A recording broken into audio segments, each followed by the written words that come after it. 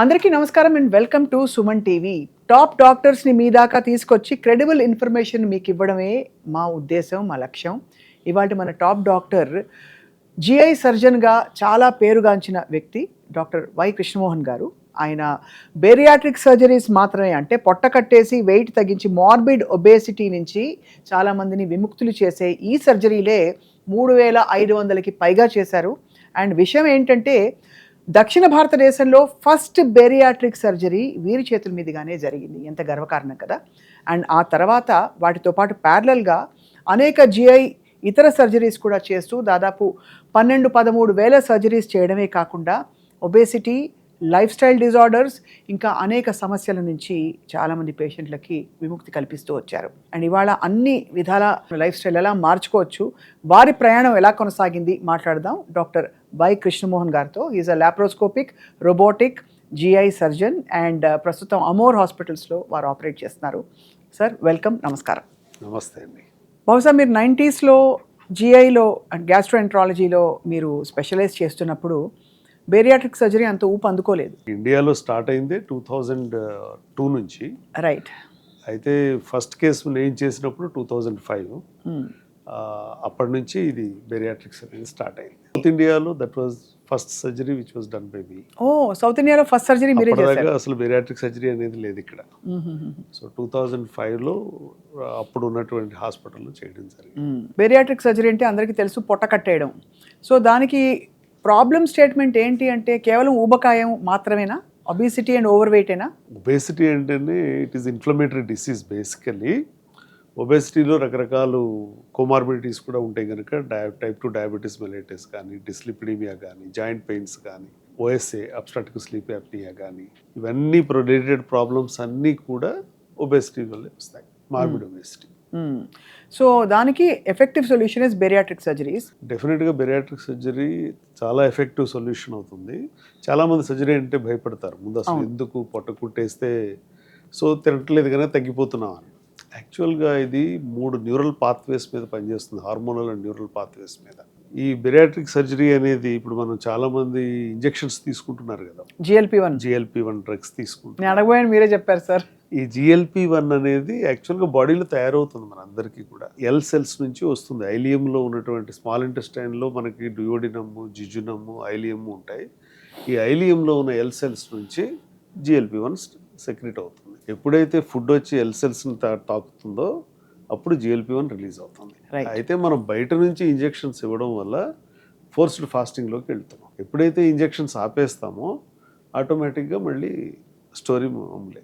Unless otherwise control చేసుకోవడం, life style మార్చుకోవడం, food habits మార్చుకోవడం, ఇవన్నీ జరిగితే తప్ప. ప్రయాణంలో ఈ బేరియాట్రిక్ సర్జరీస్ కాకుండా ఇంకా ఏ సర్జరీస్ చేశారు సార్? అంటే నేను బేసికల్గా సర్జికల్ గ్యాస్ట్రోఎంట్రాలజిస్ట్ని. ఈ బేరియాట్రిక్ సర్జరీ అనేది of shoot of surgical gastroenterology. ఇది గత 20 ఏళ్ళుగా ఇండియాలో ఇప్పుడు ప్రాచుర్యం పొందింది. అవును. నేను క్లీవ్లాండ్ క్లినిక్లో ఫెలోషిప్ చేసి నేను వచ్చాను. అయితే ఇక్కడ ఈ బేరియాట్రిక్ సర్జరీతో పాటుగా pancreatic surgeries, liver surgeries, gastrointestinal surgeries అన్నీ కూడా చేయడం జరుగుతుంది, చేసుకుంటూ వచ్చారు. And you enjoy your line sir. అంటే ఇది బై చాయిసా, బై ఛాన్సా ఈ రంగంలో ఉండడం, మీరు ఈ స్పెషాలిటీలో ఉండడం? This is 100% by choice. Rather it's a passion. So I love it. And నేను చదువుకునే రోజుల్లో కూడా MBBS జాయిన్ అయినప్పుడే డిసైడ్ అయ్యాను నేను సర్జన్ అవ్వాలని. Okay. So that's how the journey started. And frankly speaking ఇది ఎవర్ గ్రీన్ అనిపిస్తోంది. గ్యాస్ట్రోఎంట్రాలజీ అనే విభాగం ఇప్పుడు అందులో గట్ హెల్త్లో కొనసాగుతున్న రీసెర్చ్ చూస్తూ ఉంటే మీరు కరెక్ట్గా ఒక 25 ఏళ్ళ ముందే ఊహించి గెస్ చేసి సెకండ్ బ్రెయిన్ని పట్టుకున్నారు. వన్ వే అది లక్ అనుకోవచ్చు. కాకపోతే ఆ రోజుల్లో ఏంటంటే ఈ ఫుడ్ హ్యాబిట్స్ మీద, లైఫ్ స్టైల్ మీద ఉన్నటువంటి డిసీజెస్ అన్నిటికీ కూడా ఇది సొల్యూషన్ అవుతుంది కనుక రైట్, దట్స్ హౌ సమ్హౌ నాలో థాట్ డెవలప్ అయింది. రైట్. ఎందుకంటే ప్రతి స్టూడెంట్ కూడా MBBS చదివేటప్పుడు చూస్తుంటాం పేషెంట్స్ని. అది చూసినప్పుడు ఒక్కొక్కరికి ఒక్కొక్క రకమైనటువంటి ప్యాషన్, జీల్ స్టార్ట్ అవుతాయి. సో అట్లా సర్జికల్ లైన్లోకి వచ్చాను.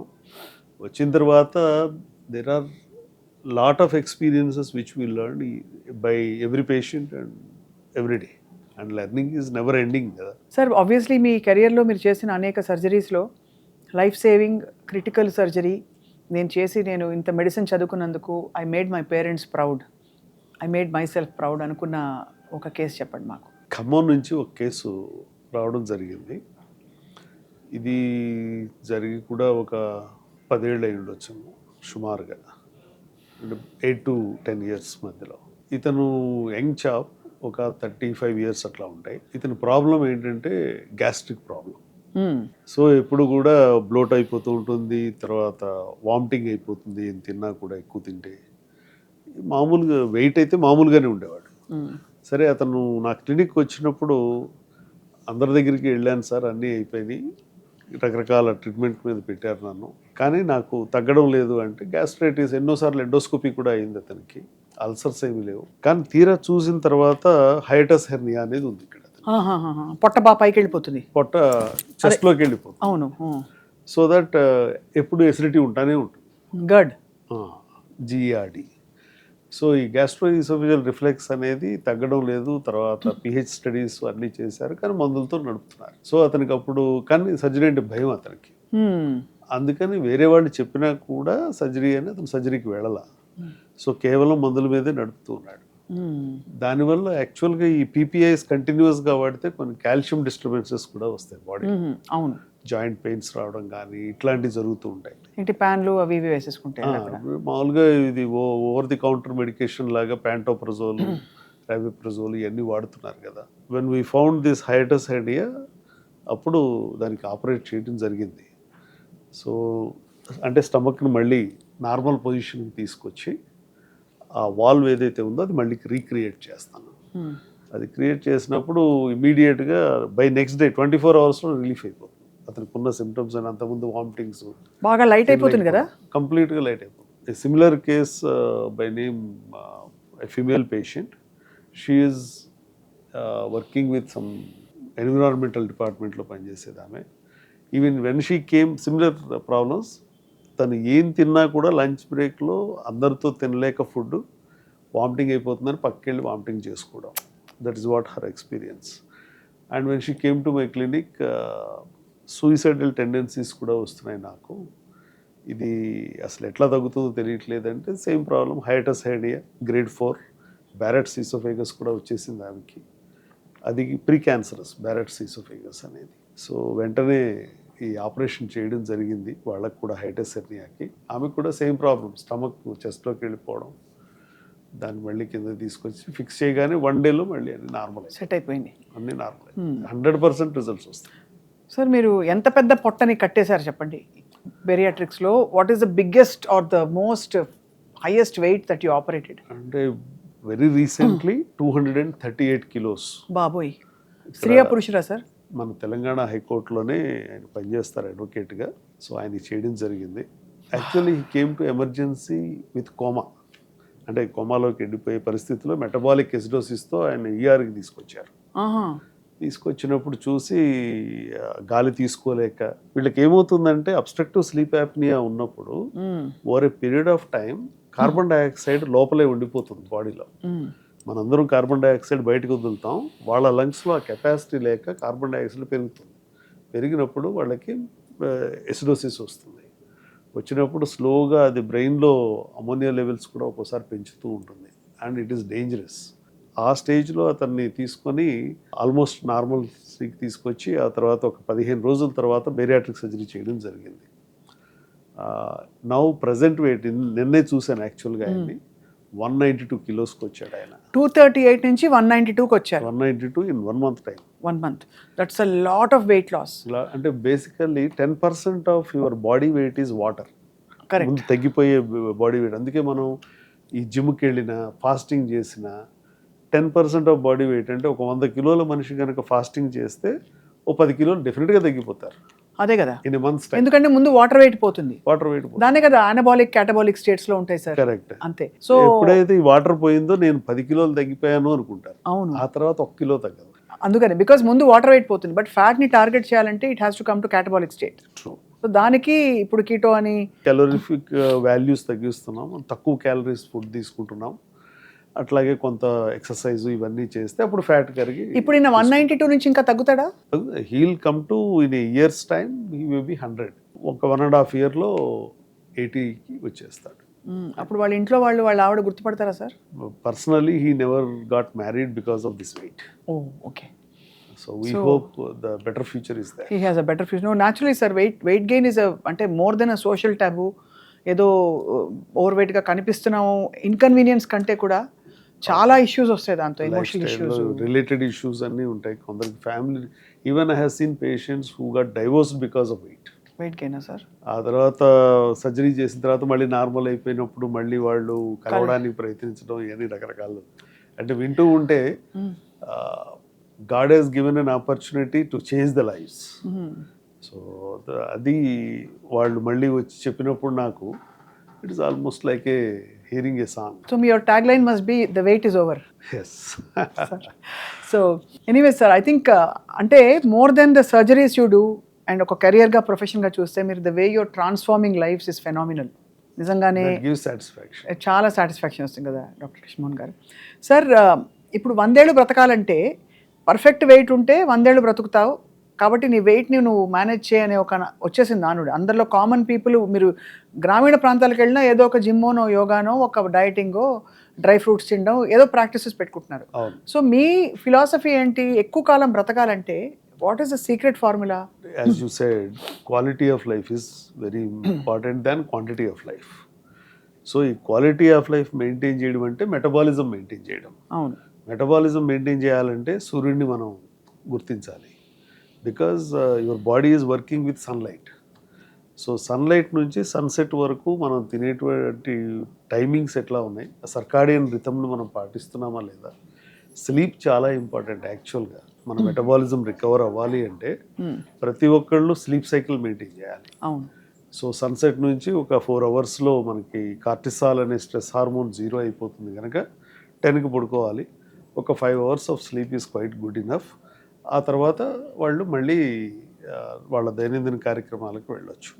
So sleep, water, walking and quality of food and quantity of food ఇవి ఇంపార్టెంట్. సో ఒకప్పుడు మీరు చూసిన ఇండియాకి ఇప్పటికీ మనం ఏంటి అన్హెల్దీ అయిపోయామా?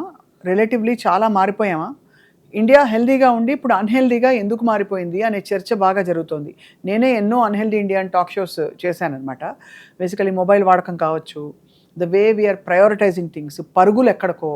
ఇప్పుడు ఇదివరకు లోన్లు తీసుకునైనా పేరెంట్స్ పెంచి పెద్ద చేసి మధ్యతరగతి కుటుంబాల్లో పిల్లల్ని సెటిల్ చేస్తారు. ఇప్పుడు బ్యాంకులో దాచుకునేది ఎప్పుడు తక్కువే. ఇంకా ఒక ఫామ్ హౌస్ కావాలి, ఒక విల్లా కావాలి, అది కావాలి, ఇది కావాలి. అంటే I feel that is because of value system అనేది మనం డిఫరెంట్గా చూస్తున్నాం అందరం.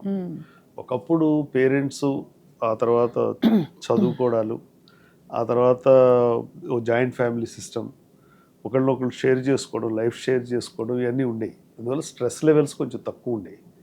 ఇప్పుడు గోల్ సిస్టమ్ మారిపోయింది, వాల్యూ సిస్టమ్ మారిపోయింది. సో దాంతో ఎవరికంటే ఎవరు ముందు పైకి రావాలి అనే లైఫ్ దీంట్లో స్ట్రెస్ లెవెల్స్ పెరిగిపోతున్నాయి, కార్టిసాల్ పెరిగిపోతాం. సో దానివల్లే ఇండియా అన్హెల్దీగా మారుతుంది అంటారు. డెఫినెట్గా స్ట్రెస్, ఇంకా అంతకంటే ఏమీ లేదు. స్ట్రెస్ నుంచి ఏమేమి సార్ ఇంకా ఏం పరిణామాలు వస్తాయి? అఫ్ కోర్స్ స్ట్రెస్ ఈటింగ్ అంటారు, ఓవర్ ఈటింగ్ అక్కడ నుంచి స్టార్ట్ అవుతుంది. ఓవర్ ఈటింగ్, స్ట్రెస్ వల్ల స్లీప్లెస్నెస్, స్ట్రెస్ వల్ల డ్రగ్స్ అబ్యూజ్ చేయడం కానీ, లేకపోతే ఆల్కహాలిక్ అబ్యూజ్ కానీ, లేదా సిగరెట్ స్మోకింగ్ కానీ, ఇవేమీ లేదు అంటే eating are changing varieties of food, రకరకాల వెరైటీస్ తినాలన్న కోరిక. అంటే లోన్లీనెస్ వల్ల కూడా ఎక్కువ తినేస్తున్నారు. అదే కదా, because they can't share their life. లేదా వాళ్ళకి ఇష్టం ఉండదు. అందరూ ఉన్నా కూడా కొందరు షేర్ చేసుకోవట్లేదు, అసలు షేర్ చేసుకోవడానికి అవకాశం లేని వాళ్ళు. ఇది 2 కేటగిరీ పీపుల్ ఈటరీస్లోనే కనపడుతున్నారు. అవును అవును. సో దాంతో ఈ ఫుడ్ అనేది కంటిన్యూస్ అన్స్టాపబుల్ అయిపోయింది. ఇప్పుడు ఉన్న పరిస్థితుల్లో సార్ మామూలుగా అంటే సింపుల్ అసిడిటీ మొదలుకొని ఆ సింపుల్ అసిడిటీ నుంచి గర్డ్, ఇంకా క్రోన్స్ డిసీజ్, రకరకాల జిఐ ఇష్యూస్ చూస్తున్నాము. దానికి మూల కారణం ఏంటంటారు? యాక్చువల్గా చాలా రకాల ఎలర్జెన్స్ ఈ ఫుడ్లోకి వచ్చేసాయి. కరెక్ట్. అది డ్రింక్స్ కావచ్చు, సాఫ్ట్ డ్రింక్స్ కావచ్చు, స్వీట్ డ్రింక్స్ కావచ్చు, లేకపోతే ఈ రకరకాల flavoured foods and flavoured drinks. వీటిల్లో ఉన్నటువంటి కెమికల్స్లో ఏది ఎవరికి ఎలర్జీ ఇస్తాం అనేది ఎగ్జాక్ట్గా సైన్స్ చెప్పలేదు. But they have decoded already these are allergens for some people. ఈ ఎలర్జెన్స్ వల్ల రకరకాలుగా ఇంటెస్టైన్ రియాక్ట్ అవుతుంది, ఇన్ఫ్లమేషన్ క్రియేట్ చేస్తుంది, వాపు వస్తుంది పేగుల్లో. ఆ వచ్చిన దాన్ని మనం ఐబిడి అను లేకపోతే ఇవి రన్న క్రోన్స్ డిసీజ్ కానీ, తర్వాత దాంట్లో అల్సర్స్ వస్తే అల్సరేటివ్ కొలైటిస్ కానీ ఇవన్నీ డెవలప్ అవుతున్నాయి. మళ్ళీ వాటికి ట్రీట్మెంట్స్. సో మనం ఏదైనా తిన్న తర్వాత సార్ ఒక నురుగులాగా ఫ్రాతీగా మనం దగ్గుతూ నురుగులాగా ఇంత మ్యూకస్ లాంటిది గళ్ళ పొట్టలోంచి, నాట్ ఇక్కడ నుంచి కాదు, బయటకు వస్తుందంటే what does it indicate? Gastroparesis ఉండొచ్చు. గ్యాస్ట్రోపెరిసిస్ అంటే స్టమక్ కదలకపోవడం, కదలవలసిన స్పీడ్లో కదలకపోవడం. ఎందుకంటే ఫుడ్ లోపలికి వెళ్ళిన తర్వాత this is all automated through neuro hormonal pathways. So కొంతమందికి డయాబెటీస్ ఉన్న వాళ్ళకి ఈ సిగ్నల్స్ సరిగ్గా పనిచేయవు. సో దాంతో వాళ్ళకి ముందే పొట్ట ఉబ్బిపోయినట్టుగా అనిపిస్తుంది, యాసిడ్ నిలిచిపోతుంది, బైల్ నిలిచిపోతుంది. సో దాంతో కొందరు చాలామంది వేళ్ళు పెట్టి వామిటింగ్ చేసుకుని అప్పుడు అమ్మాయి ఇప్పుడు హ్యాపీగా ఉందనుకుంటారు. అవును, రిలీఫ్ వస్తుంది, ఎందుకంటే ఆ బ్లోటింగ్ తగ్గడం లేదు కనుక. అందుకని తిన్న తర్వాత పర్పస్ఫుల్గా వామిటింగ్ చేసుకునే వాళ్ళు కూడా ఉంటూ ఉంటారు.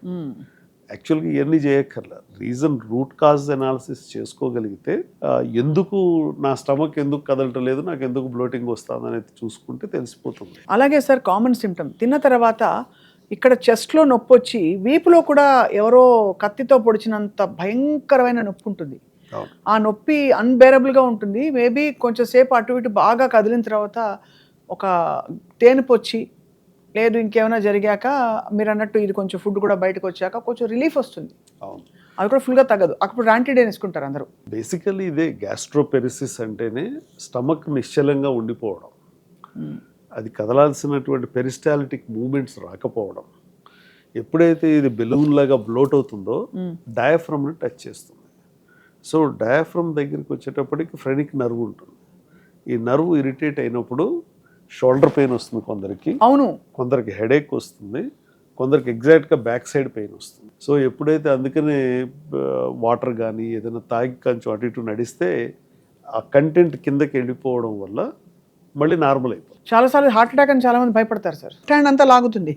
అవును, సో కానీ దానికి దీనికి తేడా ఏంటంటే హార్ట్ ప్రాబ్లం వచ్చినప్పుడు ఈ లెఫ్ట్ హ్యాండ్ లాగినప్పుడు చెమటలు కూడా పడతాయి, బ్రీతింగ్ డిఫికల్టీ ఉంటుంది, అది హార్ట్ పెయిన్. దీంట్లో ఏంటంటే ఓన్లీ చెయ్యి నొప్పి ఉంటుంది, అది కూడా ఎల్బో దాకే ఉంటుంది. ఎందుకంటే డయాఫ్రమాటిక్ నర్వ్ వల్ల అది వస్తుంది కనుక అక్కడ వరకే నొప్పి వస్తుంది. సో కానీ యాంగ్జైటీ వల్ల వీళ్ళకి చెమటలు పడుతూ ఉంటాయి కొందరికి. సో అది కొంచెం మనం జాగ్రత్తగా డయాగ్నోస్ చేయగలిగితే చాలా ఈజీగా తెలుసుకోవచ్చు. సార్ బేరియాట్రిక్ సర్జరీస్లో రికవరీ పీరియడ్ ఎంత టైం పడుతుంది? వాళ్ళు నార్మల్ అయ్యి మళ్ళీ కొద్దిగా అన్నం మొదలుపెట్టి ఇంత తినే అన్నం ఇంతకి మారడానికి. బేరియాట్రిక్ సర్జరీ వాళ్ళ చేయించుకుంటే ఎవరైనా రేపటి నుంచే అది పనిచేయడం మొదలు పెడుతుంది. బేసికల్గా ఏంటి, దీంట్లో రకరకాల సర్జరీలు ఉంటాయి. మనం ఒకటి వాల్యూమ్ని తగ్గిస్తున్నాం, దీంతోపాటు ఫుడ్ ట్రాన్సిట్ని పెంచుతున్నాం. అంటే నేను ఇందాక ఇప్పుడు ఐలియంలోకి వెళ్ళినప్పుడు ఈ చిన్న పేగులోకి ఫుడ్ త్వరగా వెళ్ళినప్పుడు వెళ్ళాల్సిన దానికంటే మామూలుగా 3 గంటలు గ్యాస్ట్రిక్ ఎంప్టింగ్ టైం, ఇది తక్కువ టైంలోనే వెళ్ళి ఐలియం అంటే last part of the small intestine, అక్కడ ఎల్ సెల్స్ అని ఉంటాయి, దాని నుంచి GLP-1 రిలీజ్ అవుతుంది. ఇది సెటైటీని క్రియేట్ చేస్తుంది. అంటే మనం ఏదైనా తిన్న తర్వాత ఇక నాకు చాలు అంటాం, మొహం కొట్టేసింది అంటాం, ఈ మొహం కొట్టేయడమే GLP-1. సో అందుకనే మనం తిన్న తర్వాత మళ్ళీ ఇంకొకసారి తింటారా అంటే పొలైట్గా వద్దండి ఇప్పుడే తిన్నామని చెబుతాం. అది మనకు ఎలా తెలుస్తుంది? ఇప్పుడు మైసూర్ పాక్ ఇష్టం మీకు, మహా అయితే 1 పీస్ తింటారు, 2 పీసులు తింటారు, 3వ 4వదో ఇచ్చినప్పుడు ఇంకా చాలు నాకు వద్దండి. అలా అని మనకి నిండిపోయినట్టు కాదు కదా. అవును, బట్ స్టిల్ సెటైటీ తెలుస్తుంది మనకి, ఇంకా నాకు చాలు అని.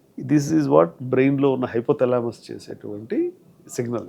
సో ఇప్పుడు మరి మీరు అన్న దాని ప్రకారమే మనకి GLP-1 కానీ సెమాగ్లూటైడ్, ఒజంపిక్ లాంటివి వచ్చిన తర్వాత మరి బేరియాట్రిక్ సర్జరీ ఆప్షన్ ఇంకా ఎంచుకోవడానికి ఐడియల్ క్యాండిడేట్స్ ఉంటారా? డెఫినెట్గా, ఎందుకంటే ఇవి కేవలం 15% to 20% మాత్రమే తగ్గించగలదు. ఏంటి? ఇంజెక్షన్స్, ఫాస్టింగ్ ఇంజెక్షన్స్లో. ఇప్పుడు నేను ఇందాక చెప్పిన 238 కిలోల ఆయనకి ఎన్ని ఇంజెక్షన్లు ఇస్తారు? ఎంత 15 డోస్కి వెళ్ళినా కూడా కష్టమే. ఏ డోస్కి వెళ్ళినా 20% బాడీ వెయిట్ కంటే తగ్గరు. So the aim is to become completely normal. So అప్పుడు బేరియాట్రిక్ సర్జరీ తప్ప ఏమీ లేదు. ఎవరైనా సరే మోర్ దాన్ 125 కిలోస్ 140 కిలోస్ దాటిన తర్వాత 100% సర్జరీ తప్ప వేరే ఏది పరిష్కారం లేదు. అర్థమైంది సార్. డాక్టర్ కృష్ణమోహన్ గారు, ఇప్పుడు మన హైదరాబాద్లో బిర్యానీ తిని మనకి ఇది తాగడం ఆ, చాలా అందరికీ ఇష్టం. అవును. సో దీనిలో ఏముంది, ఎందుకు దీన్ని చూసి అందరూ భయపెడతారు? అందరూ చూసి మన అంటే తాగద్దు అమ్మో అది ఇది అని. కొంచెం తాగేస్తే ఏమైపోతుంది, ఒక సగం బాటిల్ కోక్ తాగేసాను అనుకోండి, బెవరేటెడ్ కార్బోనేటెడ్ బెవరేజ్ ఏమైనా తాగుతాయి, తప్పేమిటి చెప్పండి ఇలాంటిది. దీనిలో ఏముంది సార్? దీంట్లో ఉండేది షుగర్ వాటరు, మ్మ్. కార్బన్ డైఆక్సైడ్ మ్మ్. ప్లస్ ఆ ఫ్లేవర్ రావడానికి వాడేటువంటి ఇంగ్రీడియంట్స్. రకరకాల బ్రాండ్స్, కోక్, పెప్సీ, ఇంకా రకరకాల అన్నీ ఉన్నాయి. బేసికల్గా ఇది ఏం చేస్తుంది, లోపలికి వెళ్ళిన తర్వాత మనకి యాసిడ్ ఫ్యాక్టరీ ఏదైతే ఉందో స్టమక్లో ఒక్కసారే దాన్ని ఇరిటేట్ చేస్తుంది. చేసేటప్పటికి హైడ్రోక్లోరిక్ యాసిడ్ రిలీజ్ అవుతుంది. దాంతోపాటు కార్బన్ డైఆక్సైడ్ ఇంకా ప్రస్ఫుటంగా రిలీజ్ అవుతుంది. మ్మ్.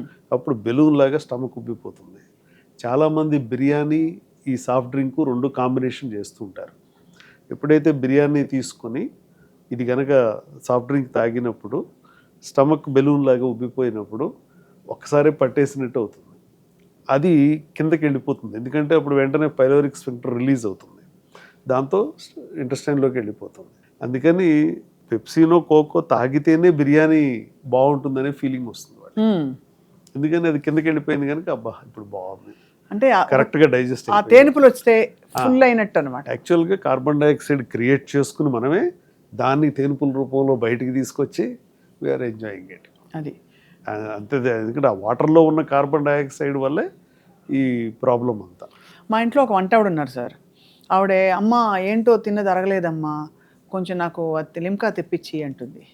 సో అలా తిన్నది అరగనప్పుడు తేనుపులు రావడానికి ఈ carbonated beverages are they advisable sir? తగ్గుతాయా, రిలీఫ్ ఇస్తుందా? ఈనో బెటరా, అది కూడా దొందేనా? ఈనో ఇది రెండు ఒకే రకంగా పనిచేస్తాయి.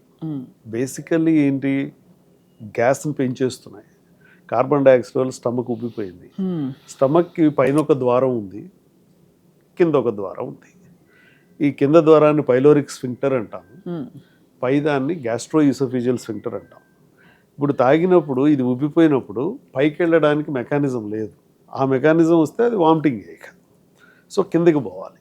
కిందకి పోయినప్పుడు ఈ పైలోరిక్ స్ఫింక్టర్ బాగా ఉబ్బిపోయినప్పుడు జనరల్గా ఎటు దారి దొరికితే అటు వెళ్ళిపోతుంది కనుక ఇది రిలీజ్ అవుతుంది. ఈ కంటెంట్ కిందకి వెళ్ళగానే అబ్బా ఇప్పుడు నాకు చాలా బాగుంది అనిపిస్తుంది, రిలీఫ్ వస్తుంది. ఇది పర్సీవ్డ్ ఫీలింగే తప్ప దానివల్ల ఏం ఉపయోగం లేదు. But because of the sugar content definitely అవి రోజు తాగే వాళ్ళకి పొట్ట చుట్టూ అదనపు ఒక టైర్ వస్తుంది కదా. ప్యూర్లీ షుగర్ తీసుకుంటున్నారు లోపలికి. షుగర్ తీసుకున్నప్పుడు క్యాలరీస్ తీసుకుంటున్నారు. క్యాలరీస్ తీసుకున్నప్పుడు న్యాచురల్గా వాళ్ళ హంగర్ సైకిల్స్ మారిపోతాయి. ప్లస్ ఇదంతా కూడా ఎనర్జీ వాల్యూ.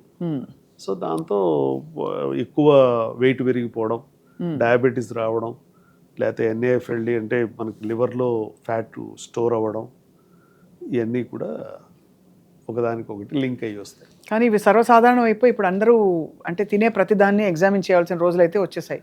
అంటే వీళ్ళందరూ ఇవన్నీ పాటించడం వల్ల ఇక మా ప్రాక్టీసులకి ఢోకా లేదన్నటువంటి భరోసా కూడా ఉంది. అవును సార్. 238 కిలోలు అంటే ఇట్స్ అన్బిలీవబుల్ నిజంగా. అసలు అంత వెయిట్ పుట్ ఆన్ అయ్యే వరకు వాళ్ళు ఎందుకు ఊరుకున్నారా అని బాధేస్తుంది సార్. అంటే ఎక్కడి నుంచి ఇప్పుడు ఒక రోజులో రాదు కదా. మనం 1 కిలో ఫ్యాట్ పుట్ ఆన్ అవ్వాలంటే ఒక 4-5 వేల క్యాలరీలు ఎక్సెస్లో ఉండాలి. అవును.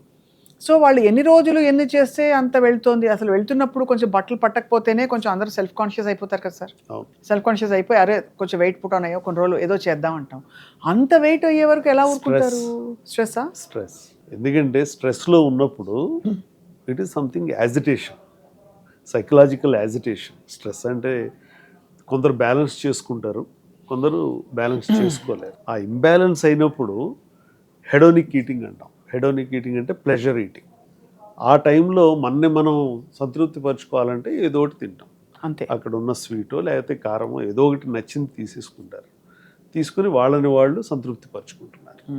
సో అది నాన్ స్టాపబుల్ ఈటింగ్తో అట్లా అయిపోతుంది. చక్కగా ఒక 6-7 దోశలు వేసి పెట్టారు పొద్దున్నే, మంచిగా టేస్టీగా. మీ ఇంట్లో తినేస్తారా, లేకపోతే are you self conscious, do you avoid certain things? అంటే గత ఒక 12-13 ఏళ్ళుగా కొంచెం ఎక్సర్సైజ్ నేను తక్కువే చేస్తాను.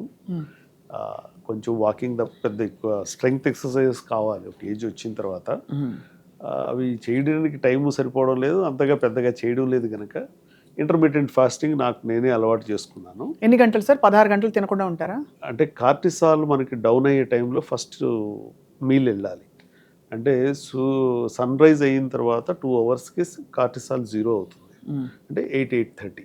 So I eat around 9 o'clock in the morning, 8:39. అది ఫస్ట్ మీల్. ఆ తర్వాత మళ్ళీ నెక్స్ట్ మీల్ వచ్చి 4 o'clockకి.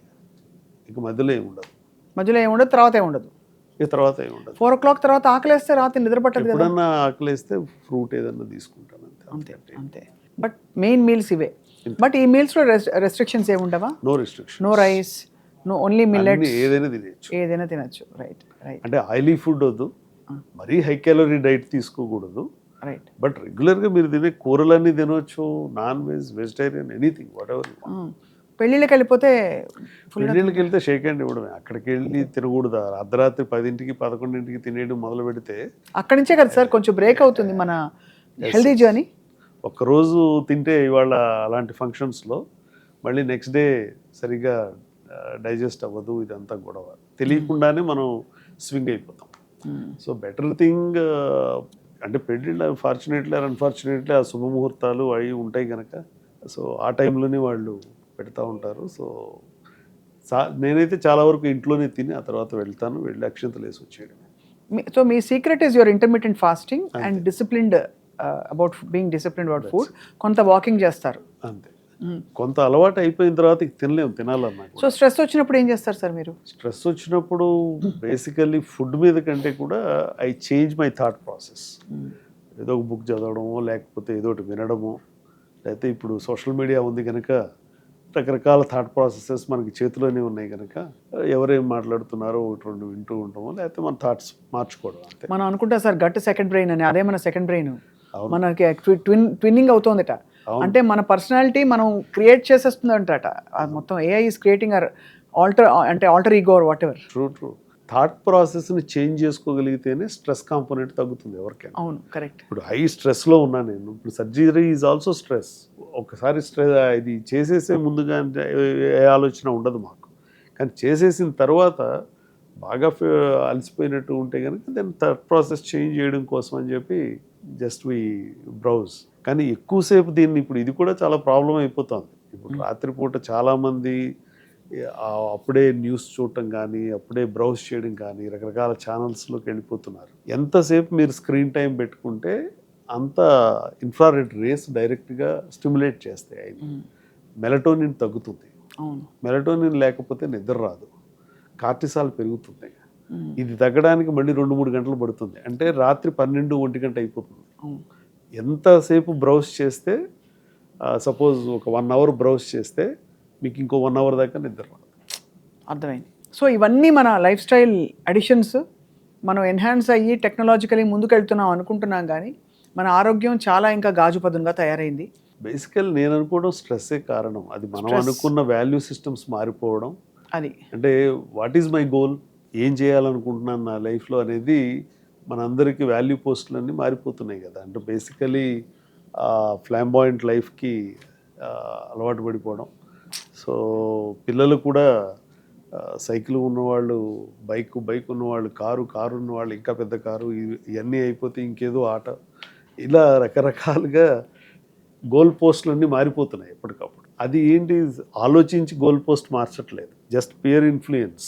అదే కదా, పక్క వాళ్ళు ఏం చేస్తున్నారు దానికంటే మనం బాగా చేద్దాం అనేటువంటి కాంపిటీషన్లో ఈ గోల్ పోస్ట్లో మనం మార్చుకున్నప్పుడు దాని గురించి సారాంశం తెలియదు. ఇప్పుడు మీరు మంచి యాంకర్గా ఉన్నారు ఇన్ని సంవత్సరాల నుంచి, so you know how to handle the guest. మిమ్మల్ని చూసి నేను కూడా దిగితే అదే పనిలో ఒక స్థాయి దాటిన తర్వాత అది నాకు స్ట్రెస్ బస్టర్గా కాకుండా స్ట్రెస్ ఇంక్లూజర్గా మారిపోతుంది. నేను కూడా సార్ ఎప్పటికీ బెరేట్రిక్ సజెస్ట్ చేయించారు sir. I'm promising. That is how it is. No, I understand your point, sir. Definitely, I think stress, humor in life, and understanding that అంటే ఆ ఫిలసాఫికల్ యాటిట్యూడ్ ఉంటేనే ఇవాళ రోజుల్లో మనం బతికి హ్యాపీగా ఉన్న రోజులు హ్యాపీగా ఉండగలుగుతాం. 100 సంవత్సరాలు కాదు, ఎన్ని సంవత్సరాలు ఉన్నా కూడా. That's what quality of life is more important. Right, more than anything. Yeah. Dr. Krishnammohan garu, I think it's very enlightening talking to you, sir. And అలాగే మా సుమన్ టీవీ ప్రేక్షకులకి మీ పేరు మీద స్టార్ట్ చేసే మా ఛానల్లో ఎప్పటికప్పుడు మిమ్మల్ని సంప్రదించి బోల్డ్ విషయాలు all about food, life style, wellness, mental health అన్నీ తెలుసుకుంటాం. క్రెడిబుల్ ఇన్ఫర్మేషన్ మా ప్రేక్షకులకి ఇస్తాం అనుకుంటున్నాం. థ్యాంక్స్ అండి. Thank you so much for your valuable time. నమస్కారం థ్యాంక్స్ సార్. Thank you.